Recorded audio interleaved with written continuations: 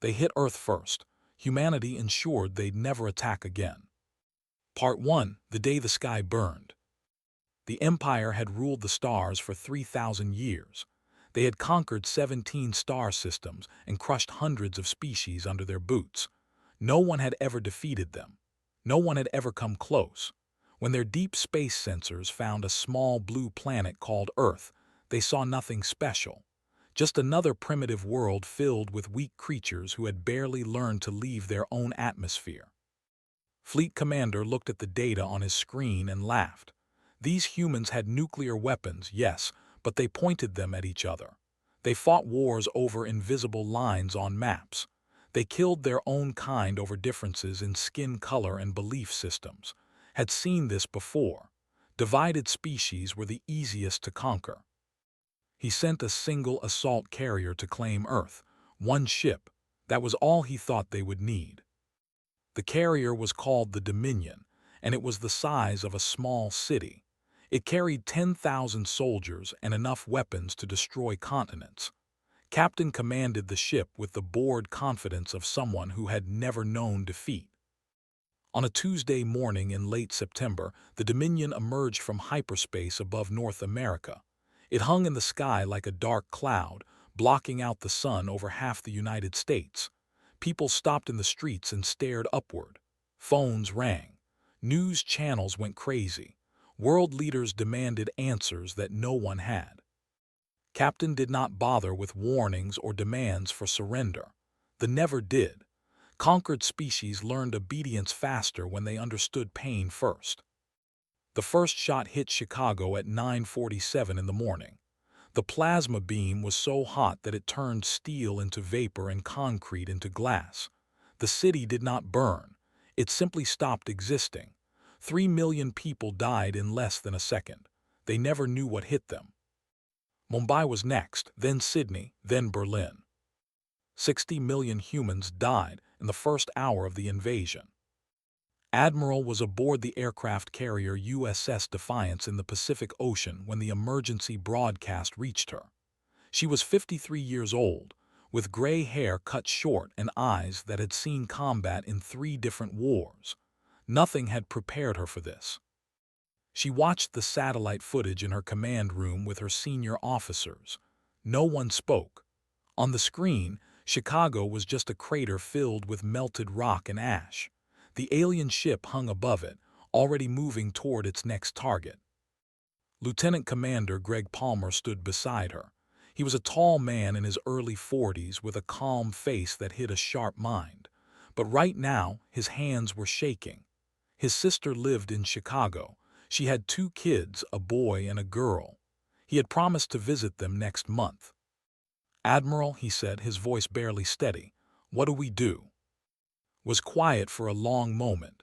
Then she picked up the phone that connected her to the Pentagon. "Get me everyone," she said. "The President, the Joint Chiefs, every nuclear power on the planet. Tell them Admiral has a plan." The plan was simple. Hit back with everything they had. Within 3 hours, old enemies became new allies.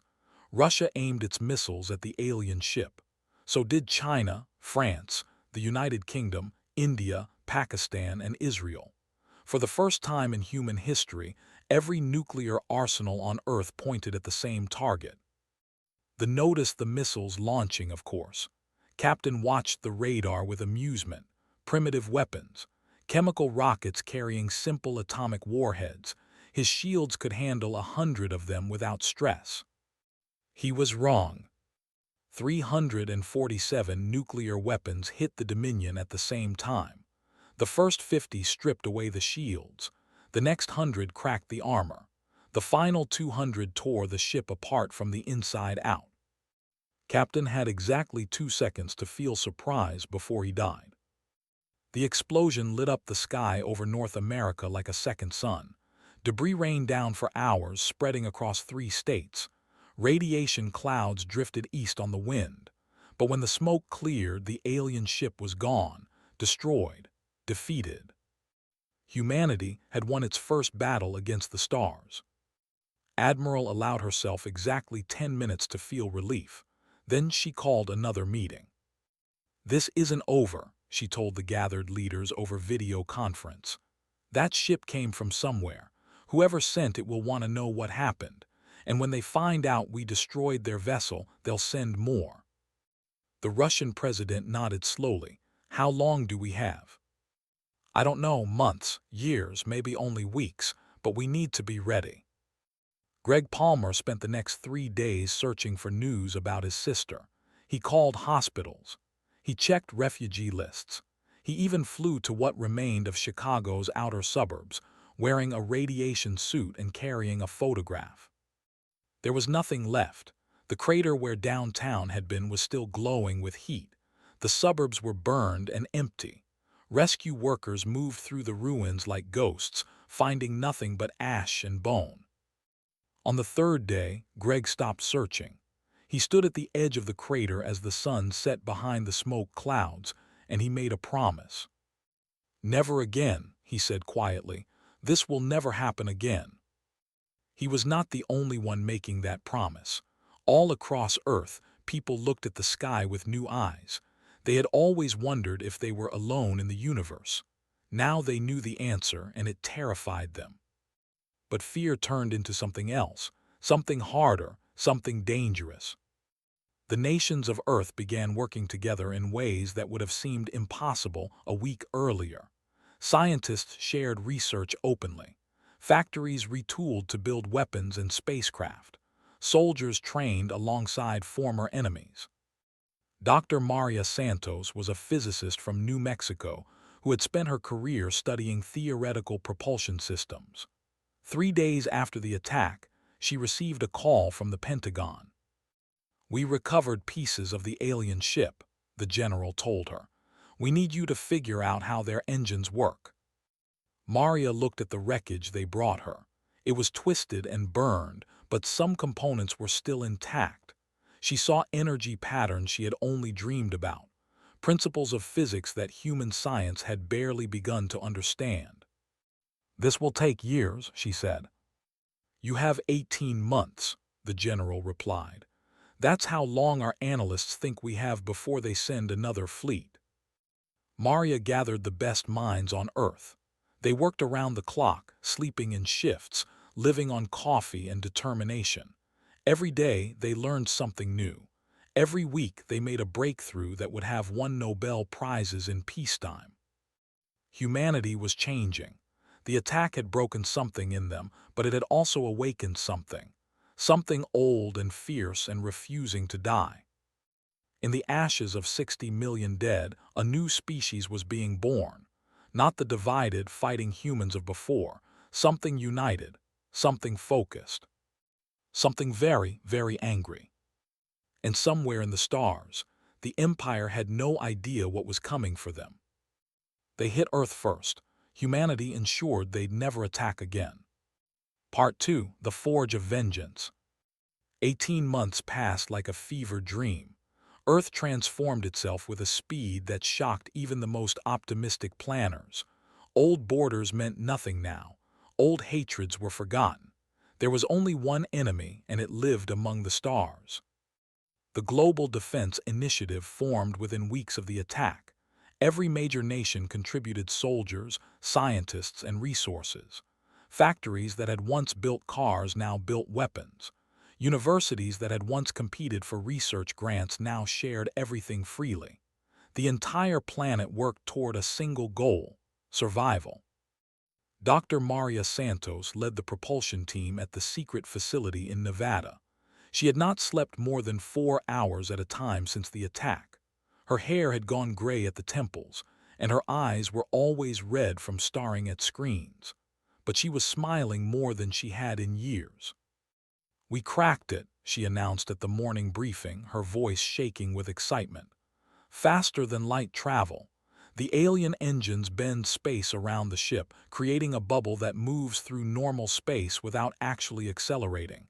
It's elegant, it's beautiful, and we can build it." General Frank, the military commander of the facility, leaned forward. "How long until we have a working prototype?" 6 months, maybe less if you give me more engineers." "You'll have whatever you need." The first human-built starship took shape in the orbital shipyards above Earth. They called it the Resolute, and it was unlike anything humanity had ever created. The ship was 300 meters long, covered in thick armor plates and bristling with weapons. It looked like a fist made of metal and fire. Some people thought it was ugly. Those people had not lost family in Chicago. Commander Greg Palmer watched the construction from a viewing station on the space station Liberty. He had been promoted twice since the attack, rising quickly through the ranks of the new stellar navy. His calm thinking and tactical mind had caught the attention of the admirals. But more than that, they saw the cold fire in his eyes. He had something to prove, something to avenge. "She's beautiful," said a voice beside him. Greg turned to see Captain Lisa Burke floating in the doorway. She was a small woman with dark hair and a face that rarely showed emotion. Before the invasion, she had commanded submarines in the Pacific.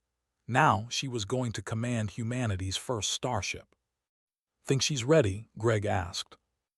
Lisa studied the ship through the window.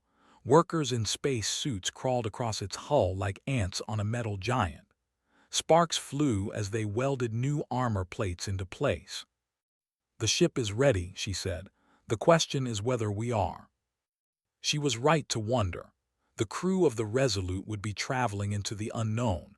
They had no maps of alien space, no allies waiting to help them, no guarantee of coming home.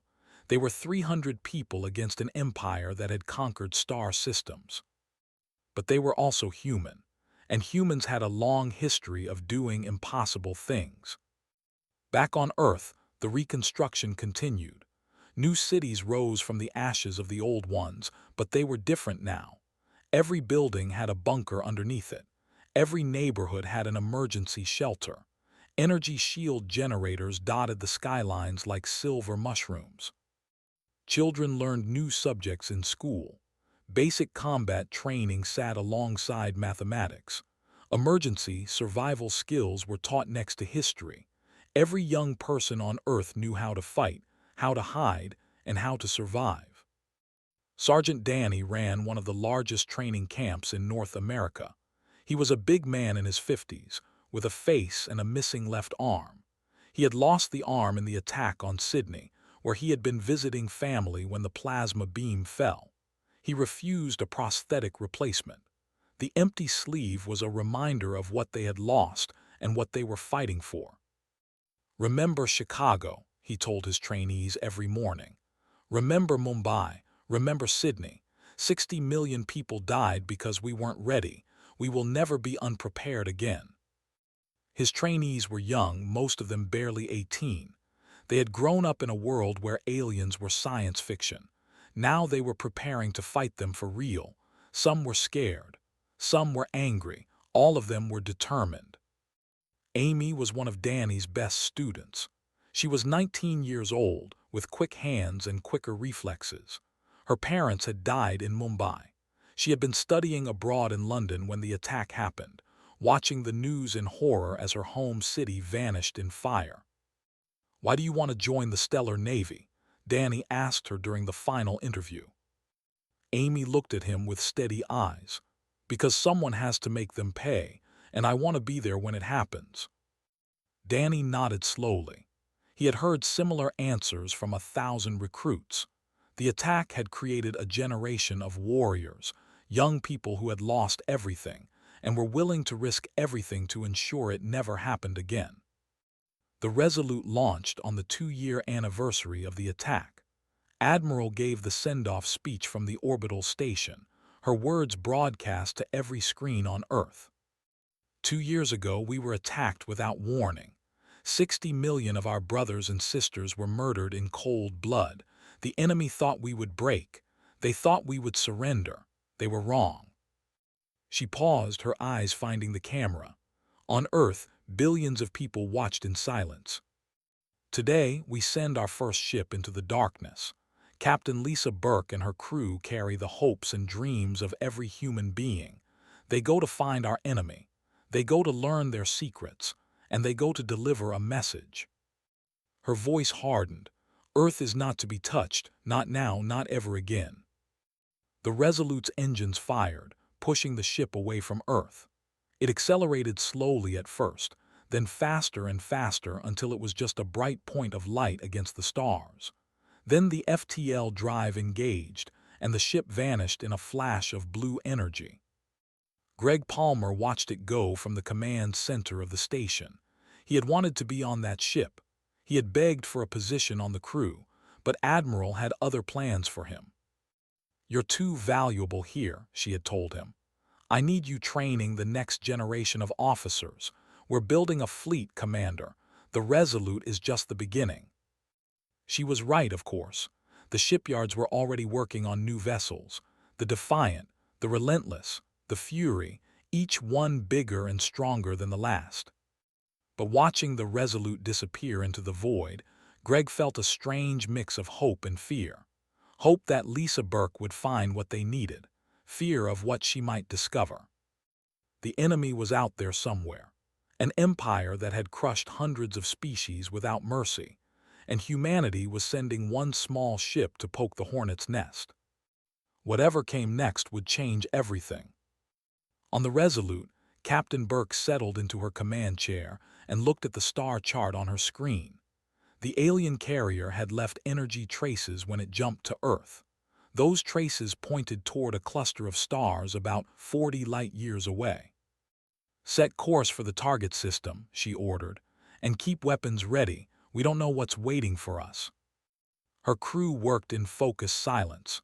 300 people, each one carrying the weight of their lost world on their shoulders. They had trained for this moment. They had sacrificed everything to be here. Now they were going to war. They hit Earth first. Humanity ensured they'd never attack again. Part 3. First Contact, Second Thoughts. The Resolute traveled through the darkness between stars for 7 months. The crew lived in shifts, sleeping and working in rotation, never knowing what they might find when they dropped out of faster-than-light travel. They trained constantly, running battle drills until they could man their stations in complete darkness. They studied the alien technology they had captured, learning its strengths and weaknesses. Captain Lisa Burke spent most of her time on the bridge, watching the stars blur past on the main screen. She was not a woman who showed her feelings easily, but sometimes, in the quiet hours of the night shift, she allowed herself to think about what she had lost. Her brother had lived in Chicago with his wife and 3 children. They were planning a family reunion for Christmas. Now there was nothing left to reunite. Lieutenant Amy Ford served as the ship's chief communications officer. She was a young woman with bright eyes and a gift for languages. Before the attack, she had been studying linguistics at a university in Boston. Now she spent her days listening to alien transmissions, trying to understand the enemy. "Captain," she said one morning, her voice tight with excitement, "I'm picking up signals, alien signals, a lot of them." Lisa moved to her station. "Show me." The screen filled with data, radio waves, subspace transmissions, communication beams crisscrossing the space ahead of them like a spider's web. They had found something. "Drop us out of FTL," Lisa ordered. "Let's see what we're dealing with." The Resolute slowed and emerged into normal space at the edge of a star system. What they saw made everyone on the bridge fall silent. The system had 7 planets, 3 of them habitable. The largest one was covered in cities that glowed on the night side like a second sun. Hundreds of ships moved between the planets, some as small as shuttles and others as large as the carrier that had attacked Earth. This was not just a colony. This was the heart of an empire. Amy whispered, "We found it." Lisa stared at the screen for a long moment. Then she took a deep breath and gave her orders. "Move us behind that asteroid field. Power down everything except passive sensors. We're going to watch and learn before we do anything else." For 3 weeks, the Resolute hid in the shadows and gathered intelligence. Amy Ford worked around the clock, intercepting transmissions and slowly building a picture of the enemy they faced. They were not what anyone expected. They were tall and thin, with pale skin and fragile bones. On there, gravity was only half of Earth's, and they had evolved to match. A human child could have broken an adult's arm with one hand. But what they lacked in physical strength, they made up for in cruelty. The empire was built on slavery. They had conquered dozens of species over forcing them to work in mines, factories, and fields while they lived in luxury above them. Any species that resisted was destroyed completely. There was no mercy. There was no negotiation. "They've never lost a war," Amy reported to the senior staff. "Not once in 3,000 years. They believe they're the superior form of life in the galaxy. Other species exist only to serve them." Chief Engineer Pete Romano shook his head in disgust. He was a heavy-set man with grease-stained hands and a temper that matched his red hair. "Sounds like they need a reality check." "They're about to get one," Lisa said grimly. "What else have you learned?" Amy pulled up more data on the screen. "They know something happened to the carrier they sent to Earth. They've been trying to contact it for months. When it didn't respond, they assumed it was a malfunction.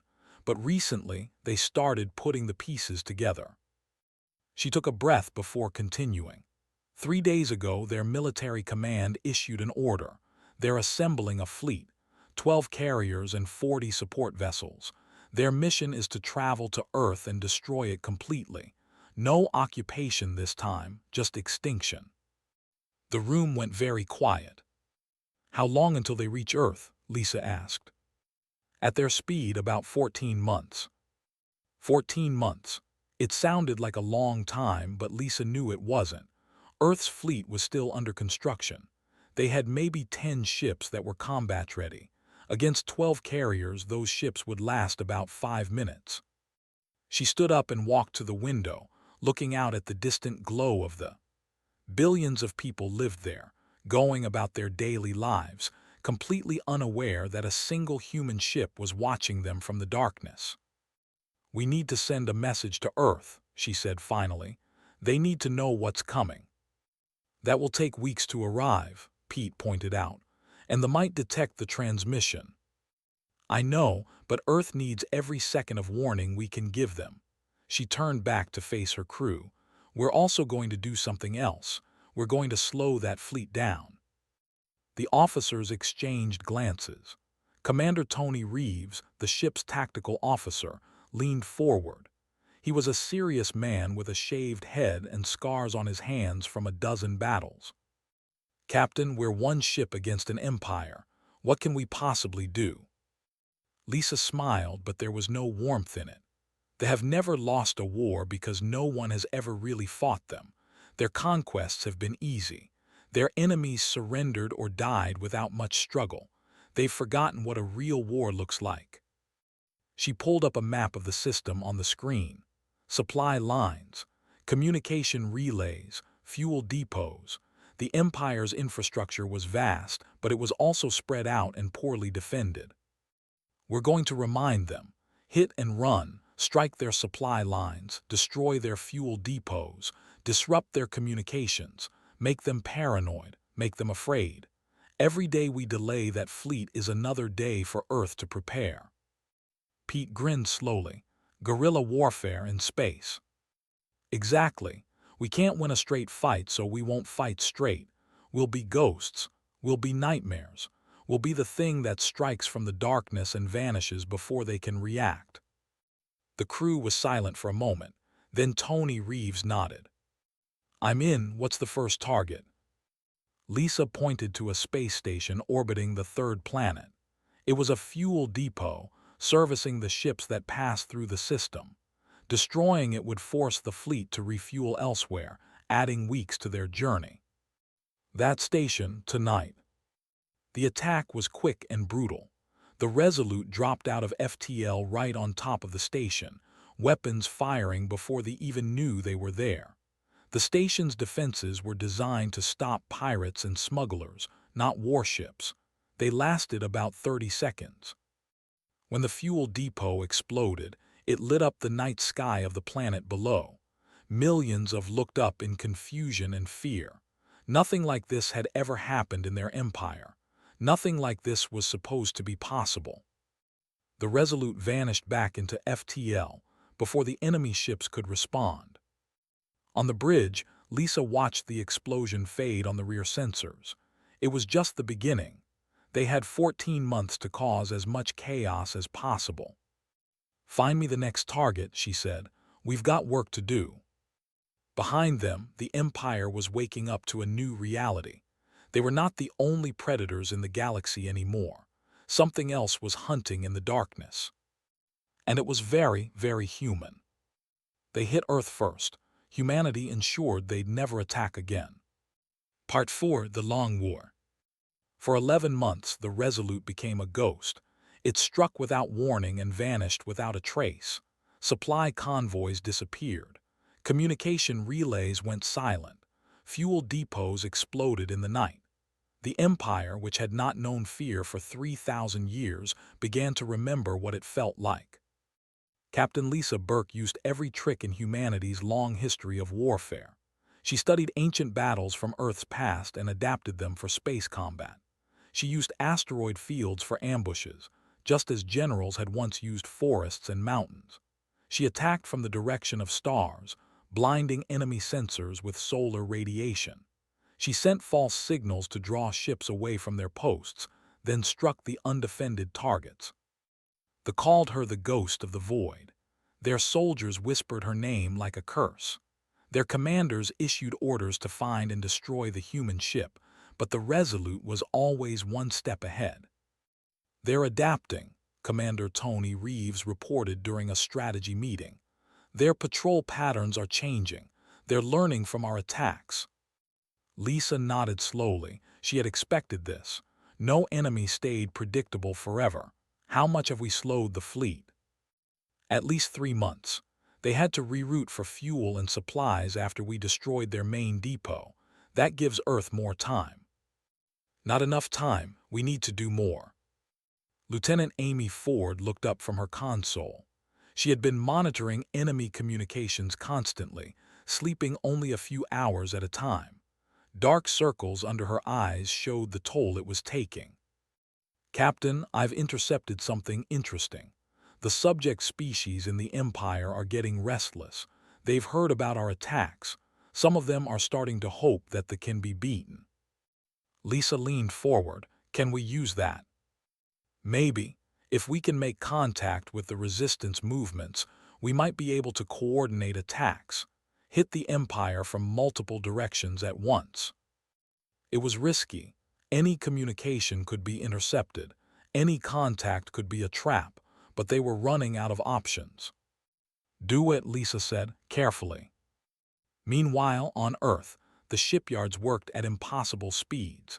Admiral oversaw the construction of 37 new warships, each one incorporating lessons learned from the Resolute's reports. The ships were smaller than carriers but faster and more maneuverable. They carried weapons designed specifically to exploit the weaknesses the Resolute had discovered. Commander Greg Palmer led the training program for the new fleet's officers. He pushed them hard, forcing them to run simulations until they could execute complex maneuvers in their sleep. Many of them broke under the pressure. Those who remained were the best humanity had to offer. Lieutenant Jack was one of Greg's star pupils. He was a young pilot with quick reflexes and no fear. His parents had died in the attack on Sydney, and he had joined the military the next day. Now he commanded the Phantom Squadron, a group of small, fast attack craft designed for one purpose: killing carriers. "The carriers have a weakness," Jack explained to his pilots during a briefing. His voice was calm, but his eyes burned with intensity. "Their main reactor has a thermal exhaust port near the rear. One precise hit will cause a chain reaction that destroys the whole ship, but you have to get close, really close, past their shields, past their point defense, into the heart of the fire." His pilots listened in silence. They all knew what he was really saying. This was a suicide mission. Most of them would not come back. "Any questions?" Jack asked. No one spoke. No one needed to. They had all made their peace with death a long time ago. 7 months into the campaign, they finally caught up with the Resolute. A task force of 6 ships cornered them in an asteroid field near the edge of the Empire. Captain Burke had led her crew through 32 successful engagements, destroying 2 carriers and crippling 4 others. But now their luck had run out. "Shields at 40%, Pete Romano reported from engineering. "We can't take much more of this." Lisa watched the enemy ships closing in on the main screen. They had learned from her tactics. They were spreading out to prevent escape, cutting off every route. "Options?" she asked. Tony Reeves shook his head. "None good. We can try to punch through their formation, but we'll take heavy damage. We might not make it to FTL range." Lisa was quiet for a moment. Outside the window, the stars seemed very far away. She thought about Earth, about the people counting on them, about the message she had sent months ago, warning them what was coming. "We've bought them time," she said softly. "That's what matters." She opened a channel to the entire ship. "All hands, this is the captain. It has been my honor to serve with you. Today, we show the galaxy what humans are made of." The Resolute charged forward into the enemy formation, all weapons firing. The ship shook with impacts, but it kept going. One enemy vessel exploded, then another. Lisa's crew fought like demons, refusing to surrender, refusing to die quietly. But the enemy had too many ships, too many guns. The final shot hit the Resolute's main reactor. The ship split apart in a ball of fire, scattering debris across the asteroid field. Captain Lisa Burke's last transmission was broadcast across Earth. "We've bought you time. Don't waste it, Burke out." The planet mourned her as a hero. Schools were named after her. Statues were built in her honor. But more importantly, her sacrifice was not forgotten. Every soldier, every pilot, every engineer worked harder because of what she had given. The fleet, delayed by months of guerrilla attacks, finally began its journey toward Earth. But it was no longer 12 carriers strong. The Resolute had destroyed 2 and crippled 2 more. The remaining 8 carriers and their support ships still represented overwhelming force, but they were no longer invincible. 6 months later, they reached Earth's solar system. Admiral was waiting for them. The human fleet had grown to 36 ships. They were smaller than the carriers, but they were crewed by people who had trained for this moment their entire lives. People who had lost family and friends in the attack. People who were not afraid to die. "This is Admiral to the fleet." Her voice was broadcast on all frequencies. "You attacked our world without provocation. You murdered 60 million innocent people. Today, we answer." The battle began in the space between Mars and Jupiter. It was the largest space battle in human history, though humanity had only been fighting in space for less than 3 years. Both sides threw everything they had at each other. Jack and his Phantom Squadron led the first attack run. His small craft weaved through enemy fire, dodging plasma beams and missiles. Around him, his pilots fell one by one. But he kept going, his eyes fixed on the thermal exhaust port of the nearest carrier. "Almost there," he muttered, "almost there." His ship was hit twice. Alarms screamed. Fire filled the cockpit, but his finger found the trigger at the last possible second. The missile flew true. The carrier exploded. Jack died with a smile on his face. The battle lasted 6 hours. Human ships were destroyed. Carriers were crippled. The space between the planets filled with debris and bodies and the light of dying vessels. When it was over, only 8 human ships remained. Every vessel was either destroyed or drifting powerless in the void. Admiral sat in her command chair on the bridge of the flagship Vengeance. The deck was covered in blood and broken glass. Half her crew was dead, but they had won. "Set a course," she said, her voice hoarse with exhaustion. "We're not done yet." The surviving ships turned toward the stars. There was waiting. And humanity was coming for it. They hit Earth first. Humanity ensured they'd never attack again. Part 5: The Reckoning. The 8 surviving ships of humanity's fleet traveled through the darkness for 3 months. They were battered, and their crews exhausted and grieving. Every ship had lost people in the battle. Every survivor carried the weight of those deaths like a stone in their chest.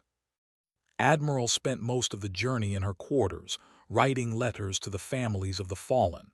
There were thousands of them. She wrote each one by hand, refusing to use a computer template. Every person who had died deserved that much respect. Commander Greg Palmer served as her second in command now. He had earned his place through years of hard work and sacrifice. The cold fire in his eyes had never faded. His sister was still dead. His niece and nephew were still ash in a crater where a city used to be. But soon he would have justice. "We're approaching the system," the navigator reported, "dropping out of FTL in 10 minutes. Rose from her chair and looked at the stars on the main screen. Somewhere ahead was the world that had sent death to Earth. The world that had ordered the murder of 60 million people without warning or mercy. "All ships battle stations," she ordered. "Prepare for whatever's waiting for us." What they found was chaos. There was burning, not from human weapons, but from revolution. The subject species had risen up. News of the fleet's destruction had spread across the empire like wildfire, and the slaves had finally realized that their masters could be beaten. Fires burned in the great cities. Ships fought each other in orbit. Communication channels were filled with voices speaking a dozen different languages, all of them celebrating the same thing: freedom. Lieutenant Amy, who had transferred to the Vengeance after the Resolute's destruction, worked to make sense of the chaos. Her fingers flew across her console as she intercepted and translated dozens of transmissions. "The Empire is collapsing," she reported. "The subject species are liberating themselves planet by planet. The military is scattered. Half their ships have defected or been destroyed by their own crews." Greg Palmer stared at the screen in disbelief. They had come expecting another battle. Instead, they found a revolution. "What do we do?" he asked. Admiral was quiet for a long moment. She had prepared herself for war, for vengeance, for the cold satisfaction of burning the enemies to ash. But this was something different, something she hadn't expected. "We finish it," she said finally, "but not the way I thought we would." She opened a channel to broadcast on all frequencies. Her voice would reach every ship in the system, every city on the planet, every corner of the dying empire. "People of the Empire, this is Admiral of the human fleet. 2 years ago, your masters attacked our world. They killed 60 million of our people, children, families, innocents who had done nothing wrong. We did not seek this war. We did not want this war, but we will end it." She paused, letting her words sink in. "To the subject species, we are not your enemies. We are your allies. What you are doing now, rising up against your oppressors, is what every free people must do. We honor your courage and we offer our friendship." Then her voice hardened. "To the leadership, you will disband your military. You will free every slave in your empire. You will pay reparations to Earth for the next century. If you refuse, we will do to your world what you tried to do to ours. You have 1 hour to decide." The hour passed in tense silence. The human fleet held position, weapons ready, waiting for a response. On the planet below, the revolution continued. More fires, more fighting, more voices crying out for freedom. Then slowly, ships began powering down their weapons. One by one, they transmitted surrender codes and drifted into neutral positions. The fight had gone out of them. Their empire was collapsing.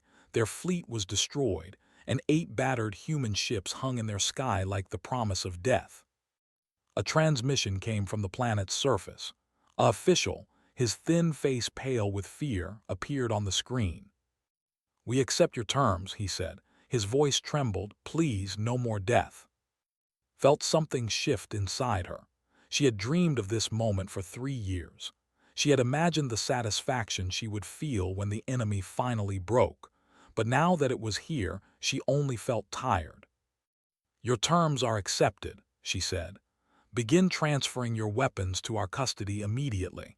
Any resistance will be met with overwhelming force. There was no resistance. They were broken, not just their military but their spirit. For 3,000 years they had believed they were the masters of the galaxy. Now they were nothing. The Treaty of Saul was signed 3 months later aboard the Vengeance. Representatives from Earth, from the government, and from a dozen newly freed species gathered in the ship's main conference room. Greg Palmer stood at Admiral's side, watching history unfold. The terms were harsh but fair. The empire was dissolved. Every subject species would govern itself. They would pay reparations to Earth for 100 years. Their military would be reduced to a small defense force. They would never again threaten another world. In return, humanity offered something unexpected: mercy. "We could destroy you," Admiral told the representatives. "We have the power. We have the right. You murdered our people, and justice would allow us to murder yours." She shook her head slowly. "But we're not you. We came here ready for war, but we found something else. We found a galaxy full of species who had been crushed under your boots for thousands of years. Species who are now free because you made the mistake of attacking Earth." She looked out the window at the stars. "We will not become what we hate. We will not build an empire on the bones of the defeated. Instead, we will build something better. A community of free peoples, trading and sharing and growing together. That is what humanity offers the galaxy." The treaty was signed. The war was over. In the years that followed, humanity's reputation spread across the stars. They were not known as conquerors or destroyers. They were known as liberators, as the species that had done the impossible, as the people you wanted as friends and never, ever wanted as enemies. Trade routes opened between Earth and dozens of new worlds. New technologies were shared. New cultures were discovered. The galaxy, which had been frozen under rule for, began to change and grow. Commander Greg Palmer retired from the military 5 years after the war. He returned to Earth and built a house near the memorial where Chicago used to be. Every morning, he walked to the Great Wall where 60 million names were carved in stone. He found his sister's name, his niece's name, his nephew's name. "We did it," he told them softly. "We made sure it can never happen again." Admiral became Earth's first ambassador to the galactic community. She spent the rest of her life building bridges between species, turning former enemies into friends. When she died at the age of 92, representatives from 40 different worlds attended her funeral. And on the memorial wall in Chicago, below the 60 million names, a simple inscription remained. "They hit us first. We made sure there would never be a second time." Centuries later, when human children asked why the stars were safe, their parents told them the story. The story of the day the sky burned. The story of a species that rose from the ashes to free a galaxy. The story of how humanity proved that the smallest world could stand against the greatest empire. And win. They had expected to find primitives on Earth. They had expected easy conquest and quick submission. Instead, they found something they had never encountered before. They found humans. And the galaxy was never the same.